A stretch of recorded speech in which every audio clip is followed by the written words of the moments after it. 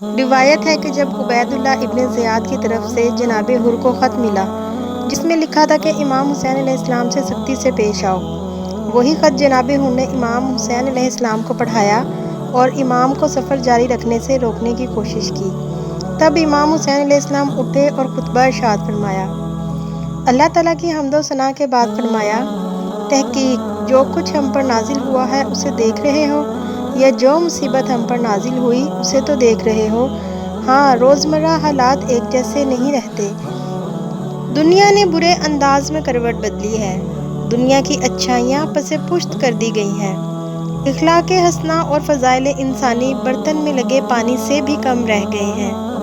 معاشرہ انتہائی ذلت اور رسوائی کے ساتھ زندگی گزار رہا ہے۔ کیا تم نہیں دیکھتے کہ حق پر عمل نہیں کیا جا رہا جبکہ باطل پہ عمل کرنے سے روکا نہیں جا رہا؟ ایسی صورتحال میں مومن کو حق ہے کہ اپنے رب سے ملاقات کا اشتیاق ظاہر کرے۔